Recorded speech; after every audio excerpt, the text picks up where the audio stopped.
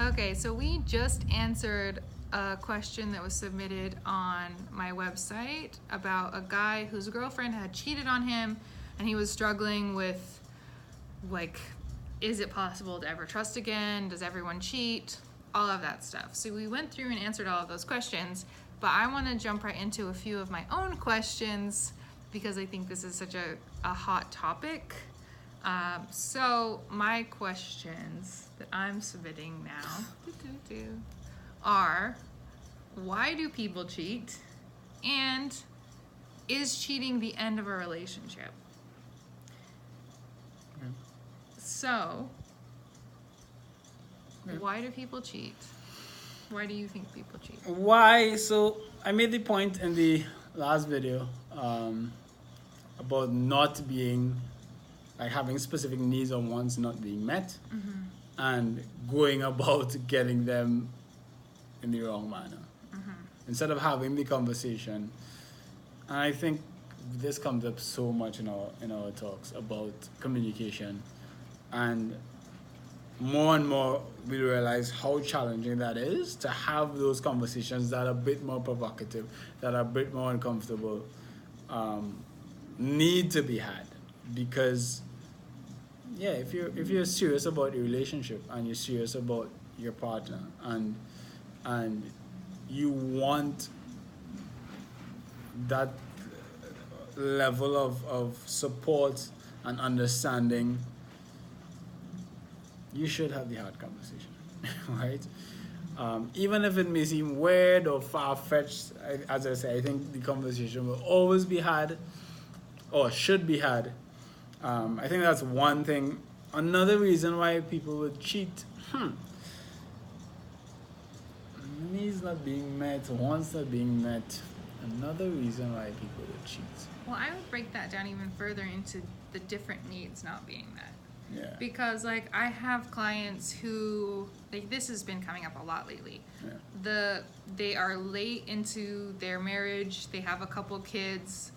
Usually the woman has lost her desire to have sex anymore for whatever reason. Maybe body stuff's going on. Maybe she just had a baby. Maybe hormones are off. Maybe she has a million other things to do. But whatever reason, she's not interested in having sex with him. Right. And it's been a long time. Yeah. So sometimes these guys are coming and they're like, it's been years. Yeah. I've developed, like, a serious pornography addiction. Right. Maybe I even started, like, chat room stuff or meeting up for sex because I have these needs and desires and I can't get them met. And no matter, some of them are also really good at communicating with the woman and telling them what's going on, but that still doesn't solve the problem, and so they still have these issues. But they are happy in every other way. So it's purely a sexual need not being met.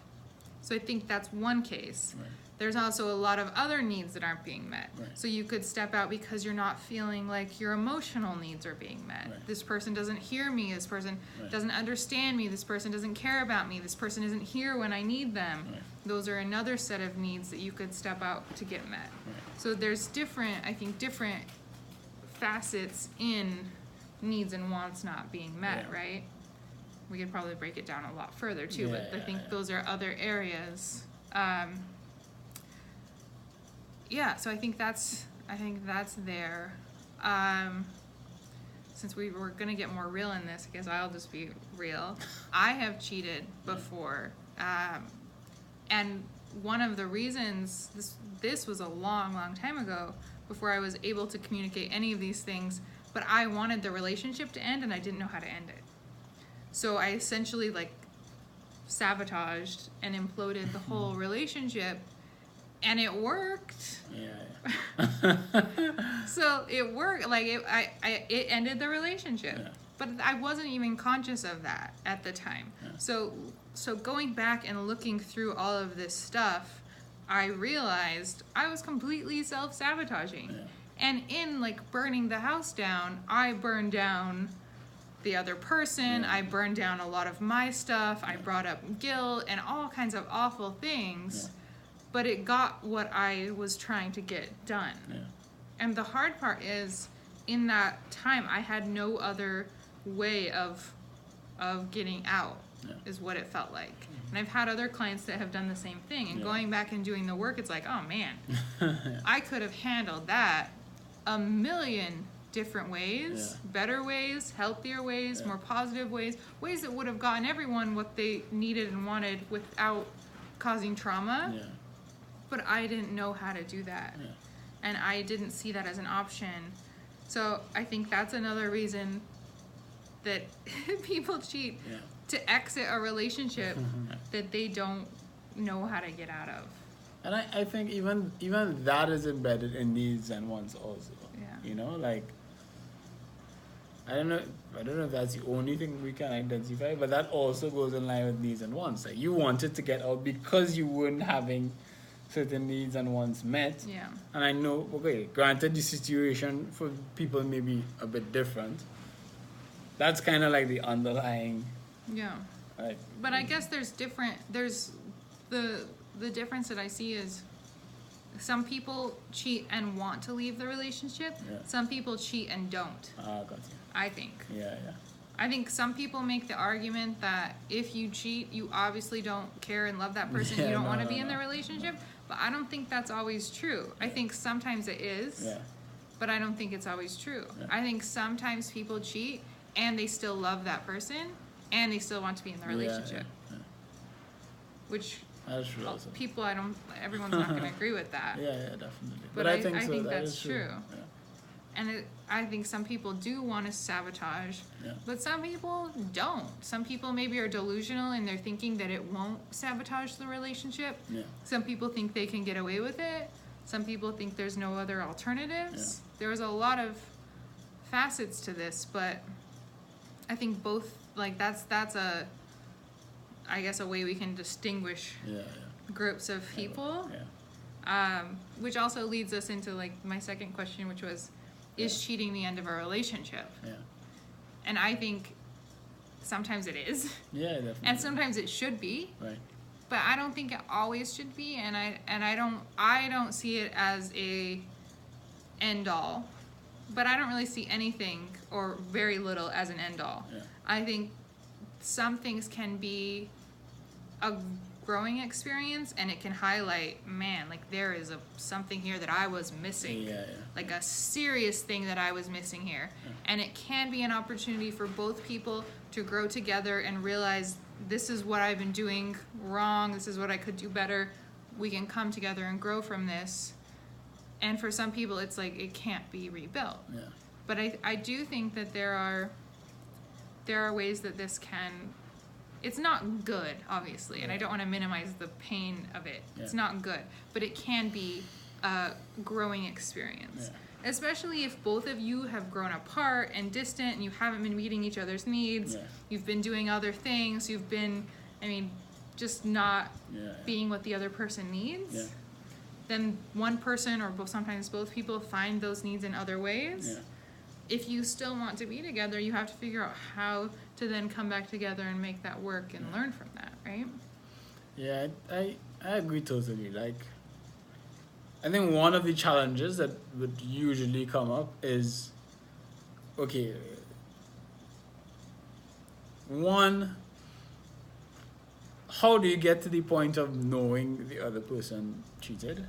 Like, okay, in relation to, I think, the last video we did, let's say it worked out that your partner found out that you cheated is one thing, right? Because I think that breaks down so much different levels of trust.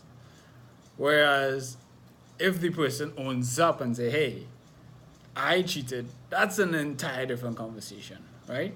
And I'm not saying that the trauma may not be similar, because you would lose a level of trust, but being able to put yourself in the position to say that I made an error and I want to address it and I'm putting it on the table because I want this to work is totally opposite than being caught. Yeah.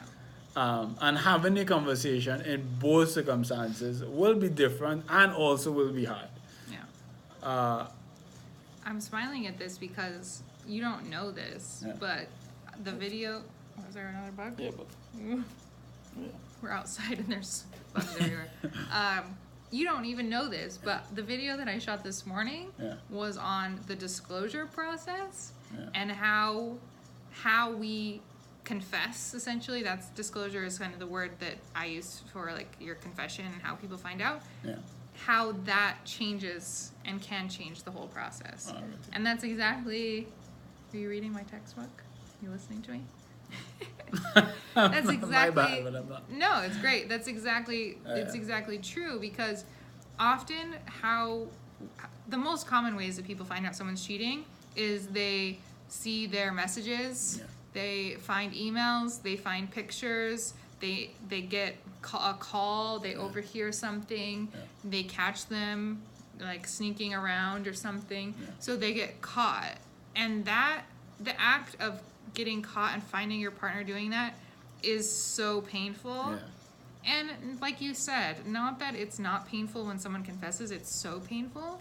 But if someone owns up and confesses, usually they're ready to answer your questions, they're ready to meet you, they're in a good space to meet you, and they have some sort of plan for how they're going to do that. If you catch them, one, you are so angry, which you're angry anyway, but like catching someone in the act is a whole different thing. And that person isn't ready to answer those questions, and they're not prepared, and they often like make it worse, and they stumble and they fall, and they mess it up so much worse. And this is something that I do in therapy a lot, because preparing for how you disclose is such a crucial point. So often I will help people figure out how and what they're going to say to their partner. And we'll go through questions like, well, how do you think she's going to respond? What are the questions that she's going to ask? What are the questions she's really going to want to know, but she's not going to want to know? If it has to deal with porn, it's often like, what kind of porn are you watching? How does that change the way you look at me? Are you watching it when the kids are home? Like those kind of probing questions.